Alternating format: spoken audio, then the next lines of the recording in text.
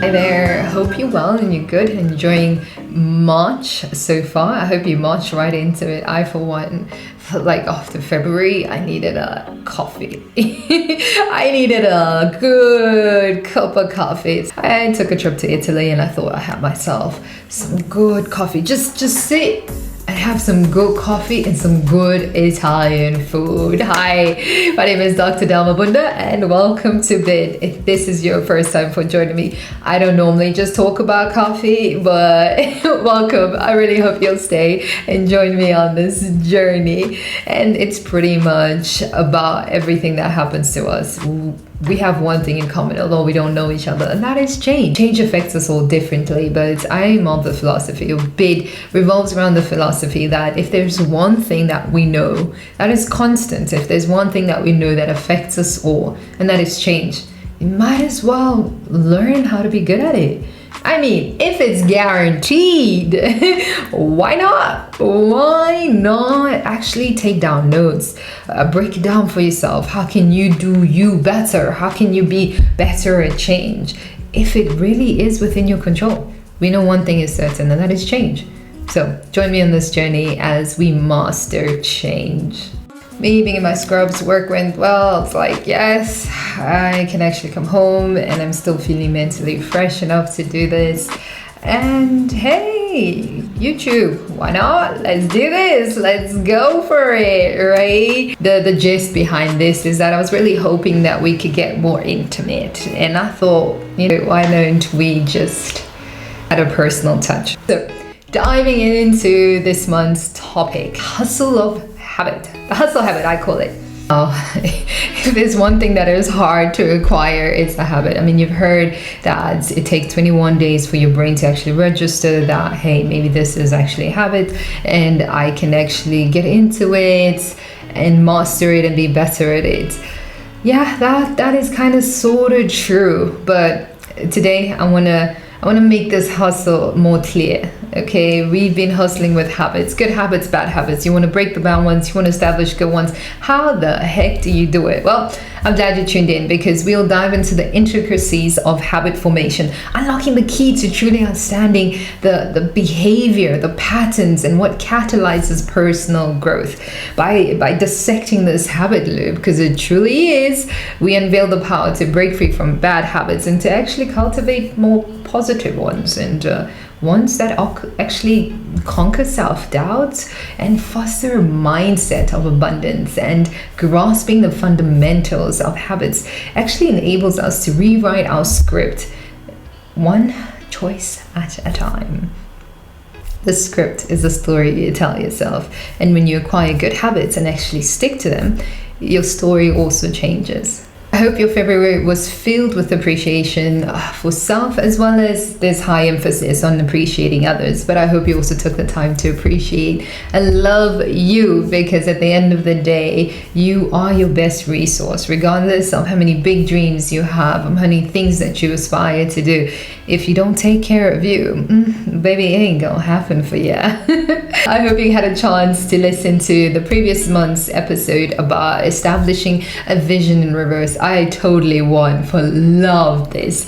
I loved it so much. I even shared it with my colleagues, and some of them were trying it with their patients, about writing letters to yourself and using this, being your own psychiatrist, being your own psychologist, being your own therapist, really. I break down how you can do this, to analyze these letters in order to help you not only establish a vision for yourself, but actually start the year from a healthy place. Because the philosophy there is too many times that habits, goals, visions, mottos are established from where we are, and sometimes this place is not always a good place. And anyways, before I reveal all, just click the link down below and make sure you catch up with that episode, because once your vision is clear, today's episode is just intertwined to it. Okay, so now let's say you have this vision. I'm sure you've already established the things that you want for this year, what your hopes and dreams are. So if you don't have a vision, but maybe this part you already have. Now, what then? What's the next step? What does that look like? How do you physically walk this out? Because if you don't work it, it's not gonna work.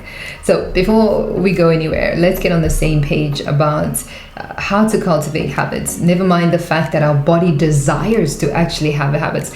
Yes, it does. Have you heard of the thing called autopilot? That is your body desiring to be in a habit, if one can so say. Horrible English, but you get the gist. It is about acquiring a habit, and when you acquire this habit, you're pretty much working with your brain, and that's what I really hope you can take home today, is how you can work with your brain and pilot the changes that you want to see. So about this, let's get on the same page about habits. Okay, and I found 3 things that are worth mentioning in the context of why should you even think of establishing good ones and think of aborting the bad ones, besides the fact that if you desire to live long, bad habits are not going to get you anywhere. And well, being a physician, I cannot promote any bad habits, so do establish good habits like brushing your teeth, eating an apple a day. I mean, this is such basic things we get told as children, but somehow we lose it in adulthood. But in this context, I thought 3 things are worth mentioning is why would you why would you want to even start good habits, break bad ones?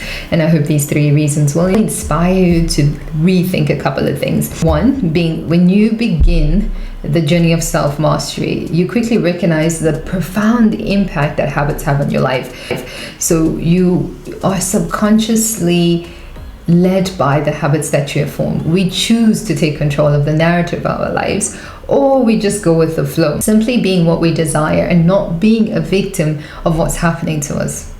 This is possible with establishing good habits. The second point is when we consciously engage in building good habits, whether it's achieving professional milestones, cultivating meaningful relationships, or nurturing our physical and mental well-being, this in turn paves a way to a better health, enhanced productivity, and a more fulfilling life. The third one is that when you cultivate positive habits such as discipline, resilience, self-reflection, we lay the groundwork for achievement, which draws us closer to our desired end, which means we're pretty much making deliberate steps towards the end that we want.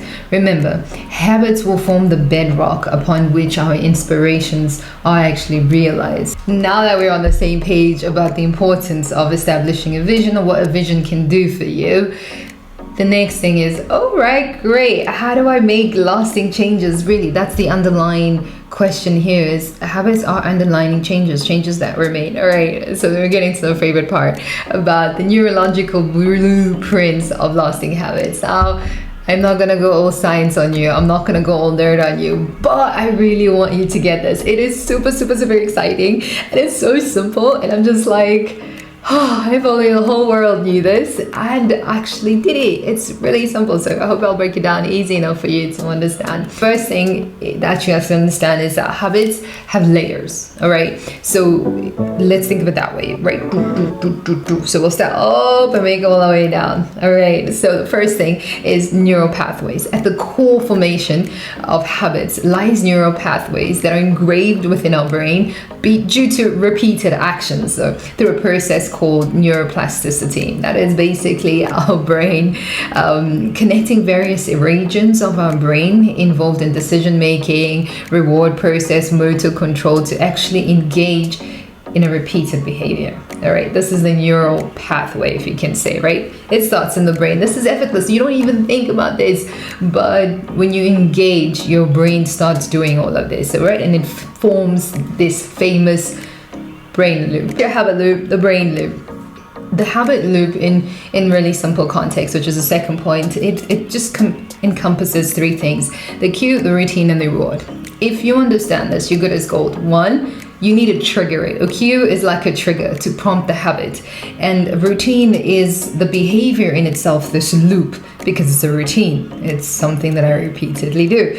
And reward, that's the best part, and I really hope that after today you'll reconsider rewards as not just a treat to the Lynn factory or a chocolate or a trip to Disneyland. I don't know how you reward yourself, okay?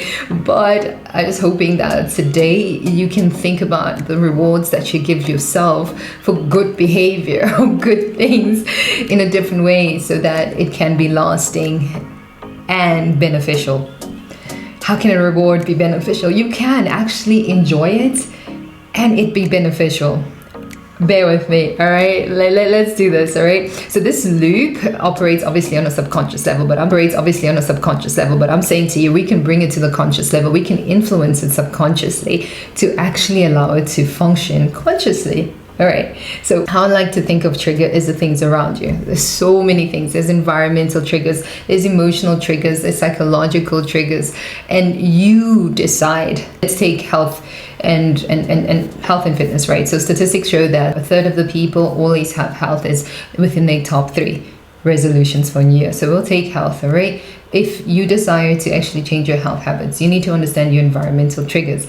Is your apartment, for example, filled with good triggers to ensure that you do what you want and not what you do? So, for example, take your living room. When you enter your living room, do you just want to sit on the couch and watch Netflix or some chips, Netflix and chilling? I don't know, anything besides you reaching your goal or you making steps towards your goal, for example, right?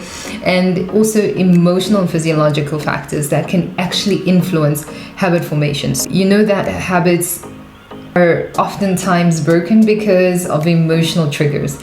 Ever heard of stress?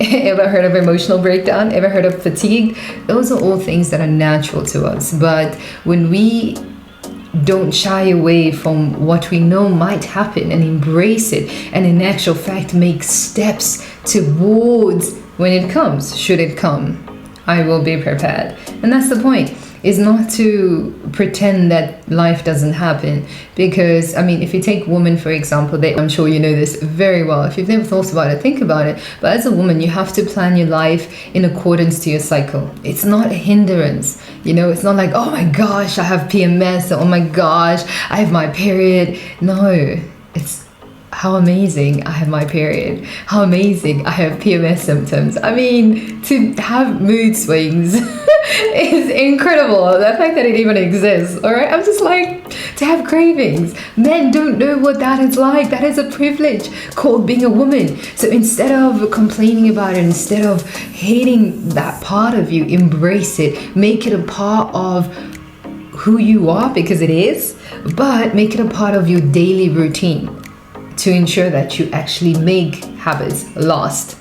All right. So when you're a woman and your goal is to stay fit, you have to plan your exercise routine according to your cycle. So if you know that in the middle of the month, that's when you have your PMS, or you have really extreme pains, okay, during this period, I cannot do cardio or I cannot do strength, but I can do Pilates. I can maybe stretch. I can listen to my body, love my body, give it what it needs. I can spend all the day just trying to make you fall in love again with your body, because really when you embrace what you have and when you understand what you have, you realize there's no need for me to hate myself, because everything that I desire to achieve is within me. But I need to love what I have and understand how I can work with it. And that's what triggers are, is looking around you, understanding your environmental triggers, your friends, your apartment, your work situation, your car. How do you get to work? If you have to go to work, what options do you have? If you have to drive, like in South Africa, most people drive to work. But in Europe, you can either take the train or you can drive. So for me, for example, I take the train or the bus, depending on weekends, I drive. During the week, it depends on my schedule. But if I'm going to drive, then I have to drive myself to gym. And if I'm going to take the bus, I then choose to walk halfway. Stuff like that.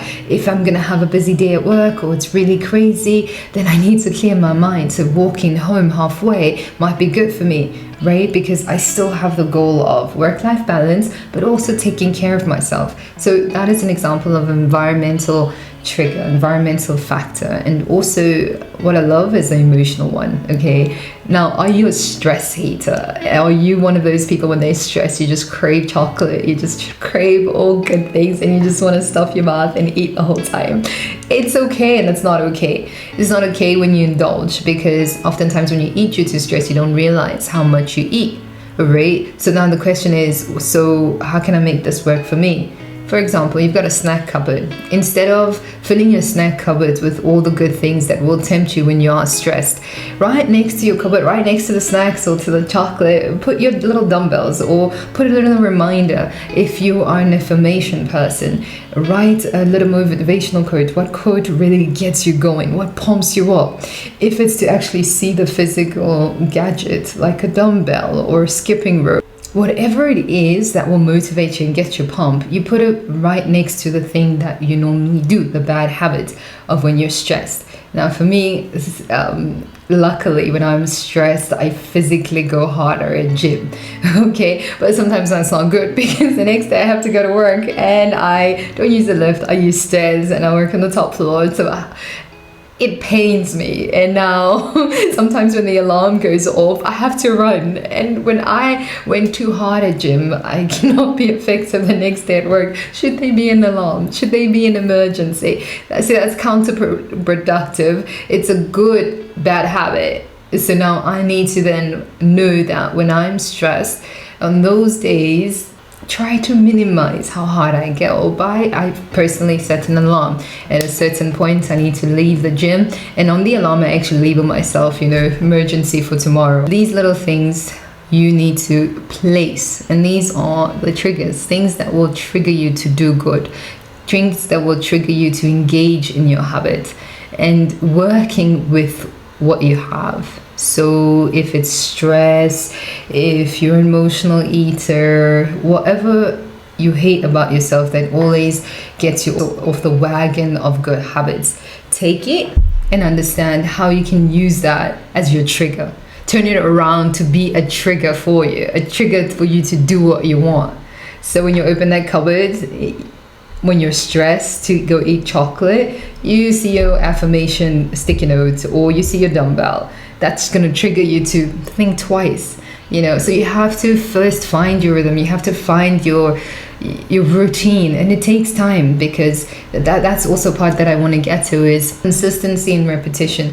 We all know that you continuously have to do it, but what people don't understand in consistency and repetition is being kind to yourself, understanding that one, you knew at this, and secondly, you're doing your best. You really are. You wouldn't be listening to me up to this point if you didn't care enough. You wouldn't be trying at all if you didn't care enough. So be kind to yourself and say, all right, cool, so I didn't achieve it the first time, I fell off the wagon, but maybe I can try again, okay? And maybe this time I put new measures in place. If I thought affirmations work and I realize they don't, then you amend it. Find what works for you. Until you do, you don't stop. Because when you do, you work along with your brain, all right? When you do, those trigger things will trigger a part of your brain that you want to do. I'm getting there. How does this habit loop how did it ever result in me wanting to do it? That's the reward part that I told you about, all right? So just to recap, now that you've identified the cue, you've recognized your triggers to prompt this behavior, you try to establish a routine, something that is achievable, something that aligns with your goals, all right? So your goals are to work out 3 to 4 times a week.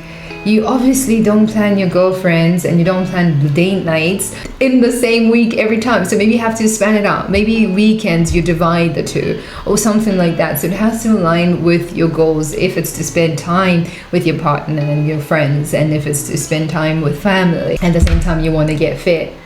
Don't set unrealistic goals and say I'm gonna go to gym 5-7 times a week, if we all know that's not gonna happen, because he is gonna call you asking you for date night, and she is gonna tell you she had a bad day and she wants to catch up with her best friend, and your mama will call and your dad will call. I don't think you want me to go on about the importance of setting a realistic an achievable routine. And the best part is the reward system, and that's the part that we're at. How do you, now that you've established your routine, now that you've identified your environmental triggers and you've identified and addressed your emotional triggers, meaning the things that help you manage your stress and the things that actually emotionally make you connect to your goals, that's also something.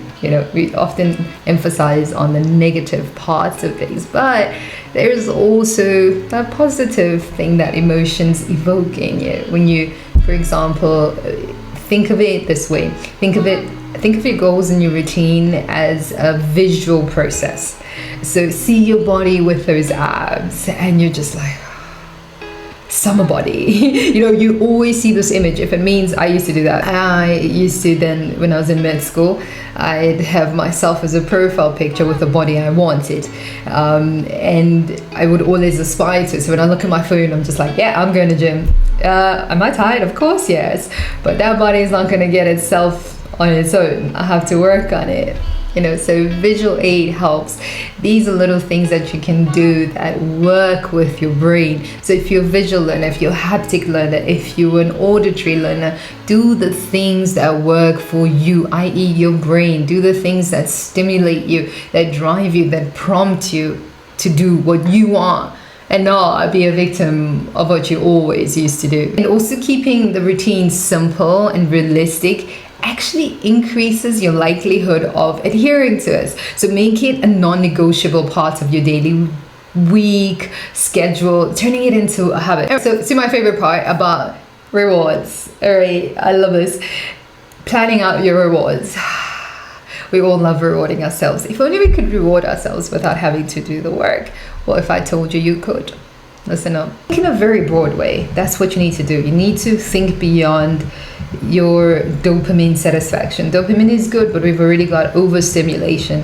If you want to know more about this topic, I'm currently reading The Dopamine Nation. Super interesting. A psychiatrist wrote about it, and having worked in an addiction ward, I'm like, that's so true. So if you want to empower yourself with how to keep your dopamine overdose in check, I suggest you read that book.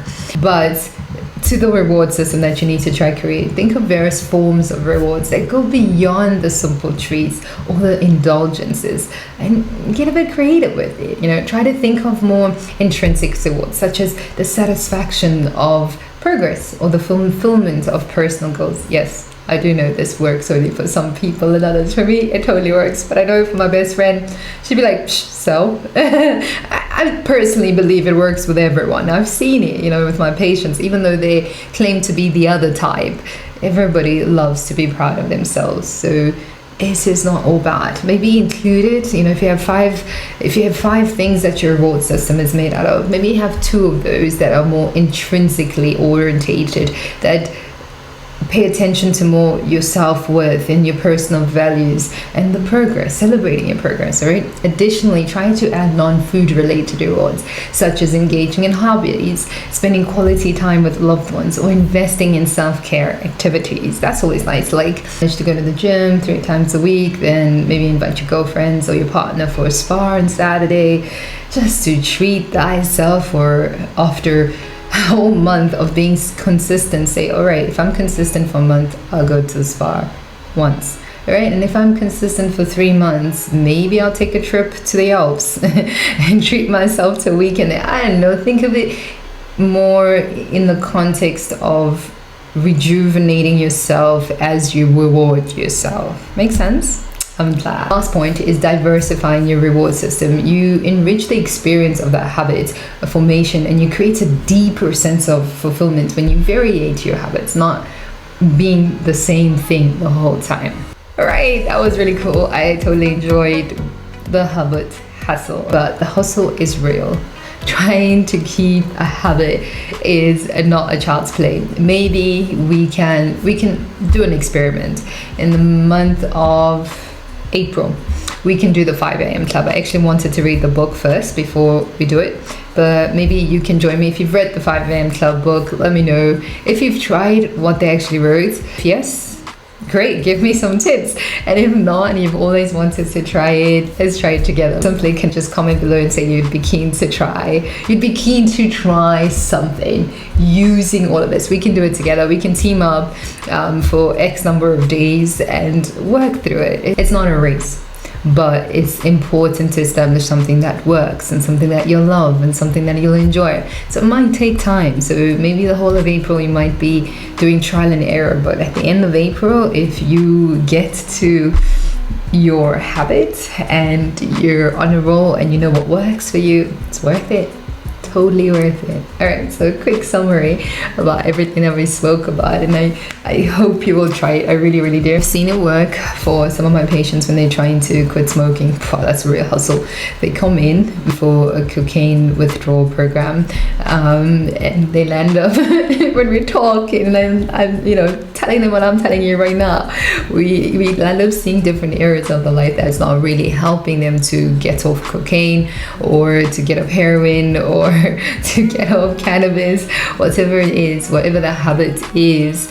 One thing one realizes within this habit, it's associated to many other things. So if you address the association, you address the triggers, you address the emotional factors, the physical factors, when you address all of those, it gives you a greater chance of success of kicking the main habit or establishing the main habit.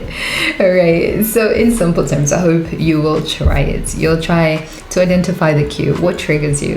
What triggers you good? What triggers you bad? Do both of them.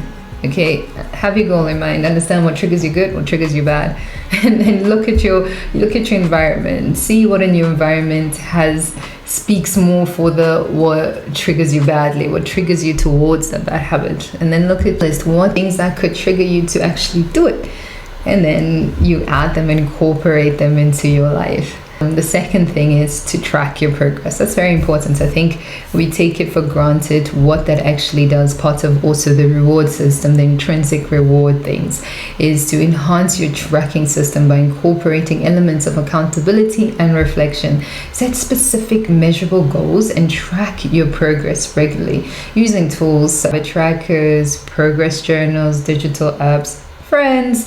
There are so many possibilities to celebrate the small wins, the milestones along the way, because acknowledging the progress that you've made, it motivates you to actually keep going.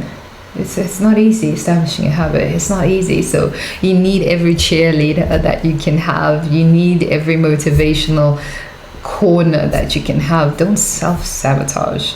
Instead, set yourself up to win. Set yourself to be consistent, self up for good habits. So remember to stay consistent and adapt. Adaptability is important. Be kind to yourself and understand you're human and not a stick. They cannot adjust to the environment. You can adjust because you're human. So use your humanness to your advantage. Use the habit hustle, use the habit loop to your advantage.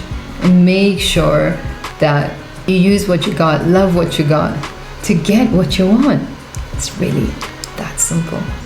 So by applying these refined strategies, you can transform your habit formation from a theoretical concept into a practical blueprint for personal growth and transformation. So I hope you'll give it a try. Through these intentional actions and mindful reflection, you can unlock pretty much the potential for sustainable change and cultivate a life with purpose, a life with passion, and a life with profound fulfillment. I mean, why not? Why not you? Why not now? Why not this year? Why not in this lifetime? But before you do that, don't forget to like, subscribe, and make sure you never miss an episode. But for me, mostly, I really hope we can engage and talk about what you've tried, how's it working, and if you need help, literally just write in the comments. I can give you tips on how to do it. I've done it so many times in therapy with patients.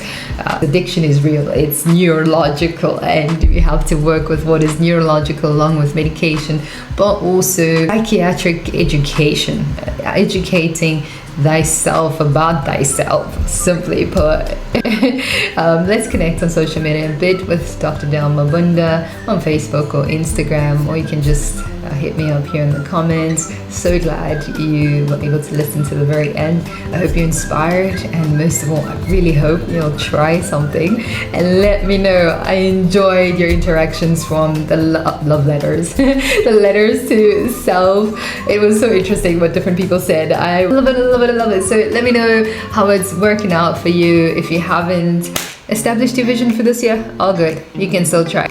And now I am gonna go and work on that work-life balance now that I'm done with both my jobs. So have yourself a good one. Don't forget to break down everything in your life that stands in the way of being the best version of yourself. I mean, we only got one shot in this life, so you might as well give it everything you got. No compromise, no do-overs. This is it. So let's go.